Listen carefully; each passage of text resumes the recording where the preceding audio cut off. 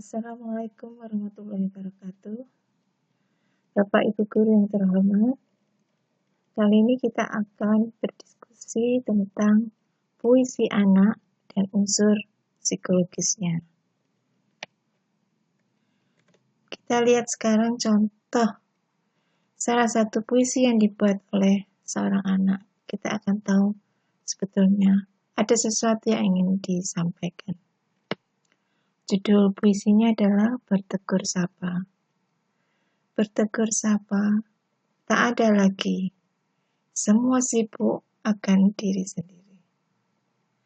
Walau di jalan berpapasan, bertegur sapa jangan kita lupa untuk menjalin persaudaraan.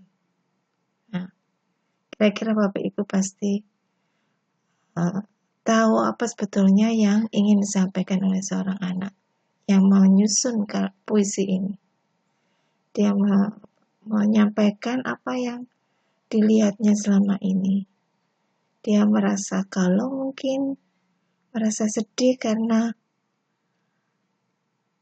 ketemu dengan teman tidak ada saling menyapa dan sebagainya. Nah, puisi ini sebetulnya nanti kalau kita bahas akan menyampaikan sesuatu. Nah, saya tidak menjelaskan banyak tentang puisi, tapi secara garis besar, puisi merupakan karya sastra yang bersifat imajinatif, yang menggunakan bahasa dengan mengutamakan keindahan. Jadi menyampaikan sesuatu dengan bahasa yang indah. Puisi juga menyampaikan sesuatu kepada pembaca secara tidak langsung. Oleh karena itu sebetulnya puisi itu sebetulnya menyampaikan sesuatu dengan bahasa yang indah. Seseorang yang membuat puisi itu berusaha menyampaikan sesuatu tapi dengan kata-kata atau bahasa yang indah sehingga orang mendengar akan tertarik atau mau melihat atau mendengar puisi yang dibacakan. Nah, kalau kita lihat kembali ke salah satu contoh puisi tadi, yaitu Bertegur Sapa, sebetulnya juga masih banyak hal-hal yang bisa disampaikan lewat puisi. Misal, puisi yang temanya berserah diri kepada Sang Maha Pencipta, berbakti kepada orang tua, menjalin persahabatan, atau berani menyampaikan aspirasi, menyerukan perdamaian, atau mengekspresikan emosi sehingga perasaan menjadi lebih baik, atau sekedar melepaskan beban pikiran. Nah, ada satu lagi, walaupun ini bukan terakhir, yaitu menambah kepercayaan diri. Saya kira masih banyak hal-hal yang bisa kita sampaikan lewat puisi. Misal, kalau pada anak-anak itu menulis tentang kucingnya atau bunga yang ada di depan rumah atau binatang seperti kupu-kupu atau seperti kelinci dan sebagainya.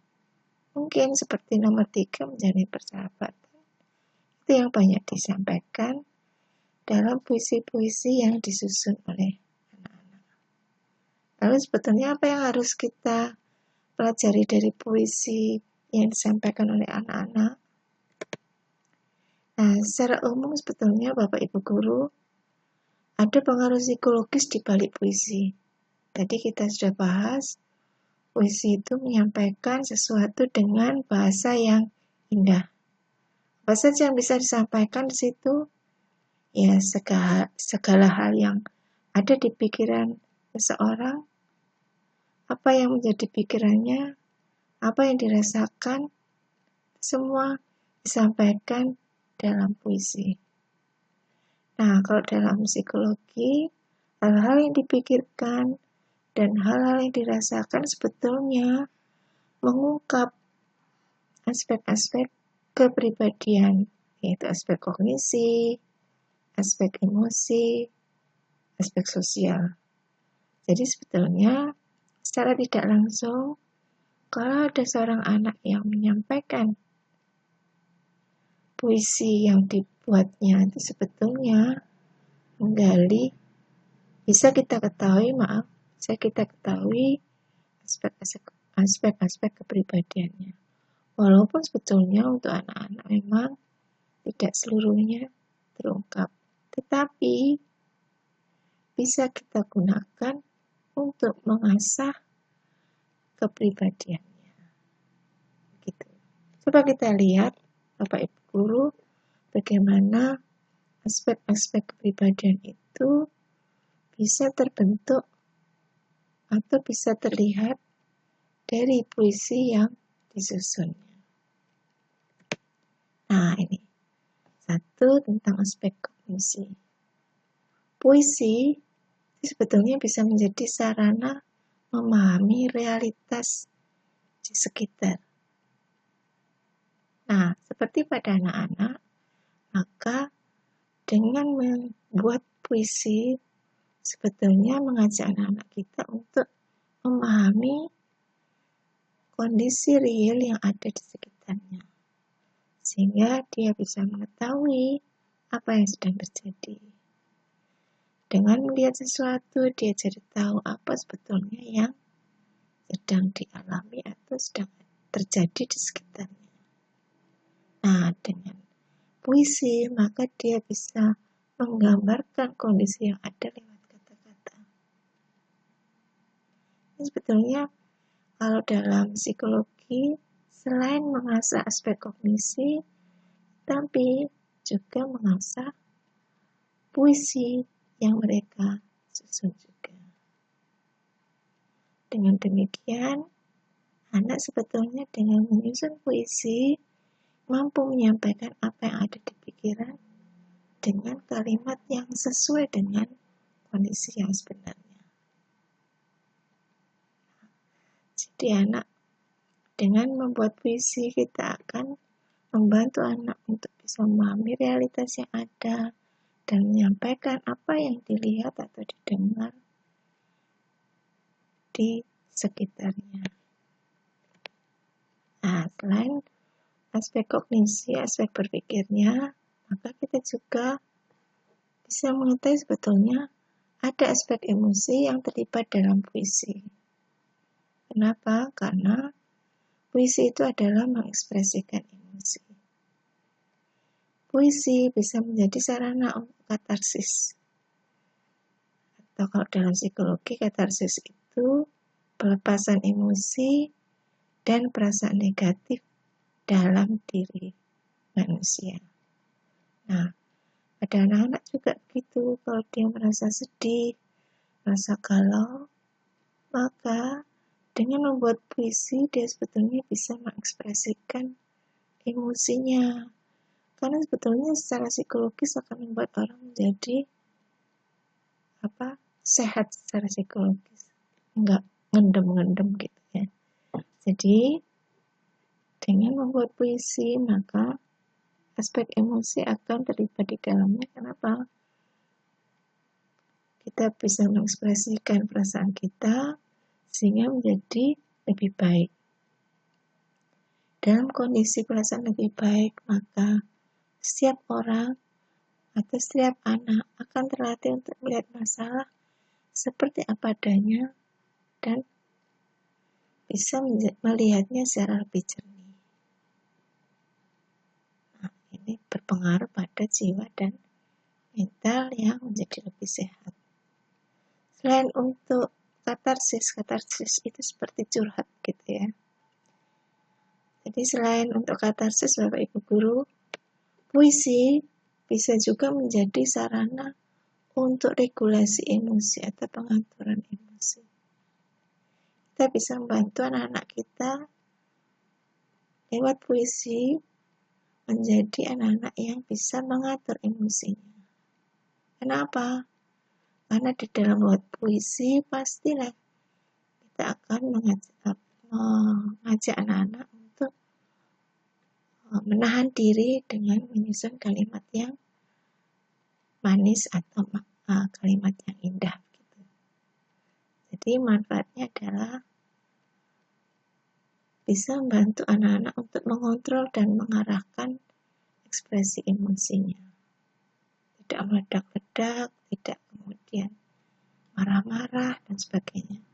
Karena puisi itu menyampaikan sesuatu dengan bahasa yang indah, bahasa yang minim dengan ekspresi yang meledak-ledak.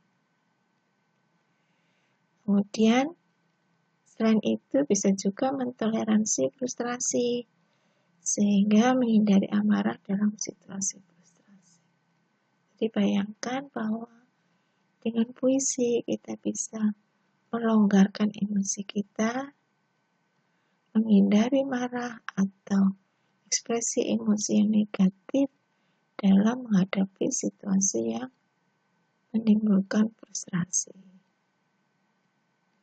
Nah, dengan demikian maka anak akan terlatih untuk mengekspresikan emosinya dengan baik tanpa merugikan orang lain. Saya kira sangat bagus pengaruhnya, terutama pada aspek emosi. Nah, selanjutnya Bapak Ibu Guru, aspek ketiga yang terlibat atau akan terkandung dalam puisi adalah aspek sosial. Aspek sosial ini sebetulnya aspek yang muncul karena dampak ekspresi emosi tadi. Kalau kita bahas sebelumnya bahwa dengan membuat puisi maka seorang anak akan bisa mengekspresikan emosi tanpa merugikan orang lain, maka dampaknya saya kira sangat jelas ya Bapak Ibu Guru. Yaitu anak akan dapat mengendalikan emosi, mengendalikan dirinya, sehingga menghadapi orang lain dengan empati dan kasih sayang. Tidak dengan mudah menyampaikan perasaan marah yang eksplosif begitu. Nah, dengan mampu mengendalikan diri, maka kompetensi sosialnya akan makin meningkat. Anak akan mudah bersosialisasi dengan orang-orang di sekitarnya.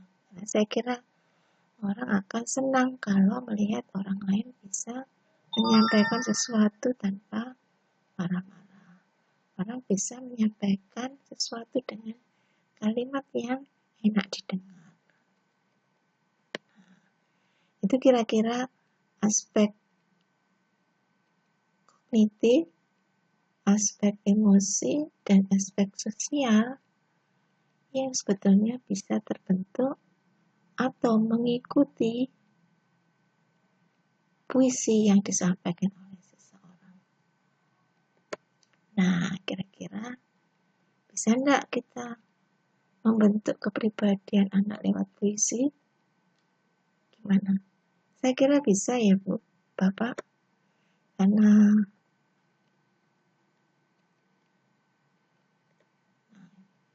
sebetulnya kepribadian seseorang itu terbentuk sejak seorang anak dilahirkan.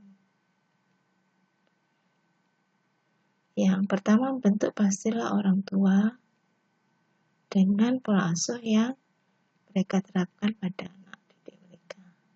Tapi karena kita bicara tentang puisi, maka sebetulnya kepribadian juga bisa terbentuk lewat pembelajaran puisi, yaitu saat anak-anak masuk dalam pendidikan formal. Mulai dari pendidikan dasar, kita sudah bisa mengasah kepribadian anak dengan pembelajaran puisi. Nah, saya kira kalau ini sesuai dengan tujuan pendidikan nasional, Bapak Ibu Guru, saya kira.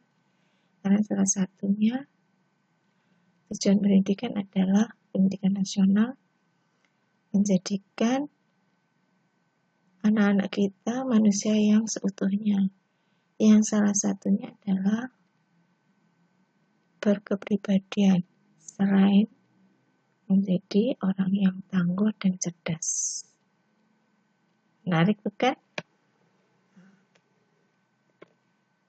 Jadi, pembelajaran puisi sebetulnya secara tidak langsung akan mengasah kepribadian anak-anak kita menjadi anak-anak yang punya kompetensi kognisi, kompetensi sosial, maupun kompetensi emosi yang meningkat dengan cara membuat puisi tadi. Nah, apa yang kita berikan? Nah, pembelajaran puisi di SD idealnya lebih menekankan pada pengenalan anak kepada puisi. Jadi nggak perlulah terlalu ideal karena mereka harus dikenalkan lebih dahulu. Memahami, menumbuhkan sikap menyenangi puisi.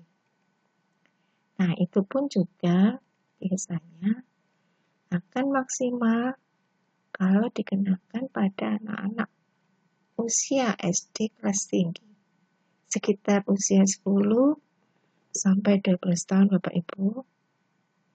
Karena pada usia ini, anak mulai memasuki dunia yang lebih konkret. Meskipun pandangan tentang dunia masih sederhana. Nah, apa dampak yang bisa kita lakukan dari ini? Kita bisa memberikan pembelajaran puisi, apakah itu membaca atau menulis puisi, tapi masih bisa berupa puisi yang sederhana saja. Tapi dampaknya akan sangat besar sekali bagi kehalusan kepribadian anak-anak kita. Nah, secara umum, Bapak Ibu Guru, kesimpulannya adalah pembentukan kepribadian anak melalui pembelajaran puisi akan membentuk kepekaan perasaan, mengenal kehidupan dari sisi positif seperti perasaan senang, kehidupan bahagia, tertawa bersama teman-teman dan sebagainya, atau mengenal kehidupan dari sisi negatif,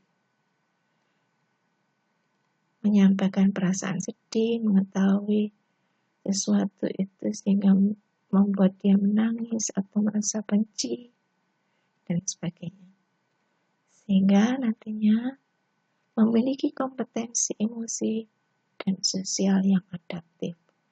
Nah, anak kita akan terasa kepribadiannya menjadi kepribadian yang adaptif. Mereka akan bisa menyesuaikan diri dalam lingkungan apapun bentuknya dengan bisa menyampaikan sesuatu dengan bahasa yang indah. Saya kira menarik sekali Bapak Ibu Guru.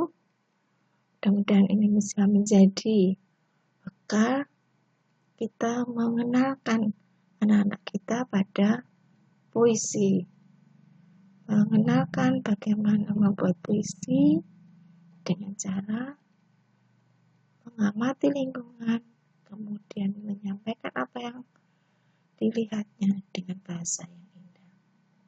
Saya kira itu cukup Bapak Ibu Guru. Terima kasih. Assalamualaikum warahmatullahi wabarakatuh.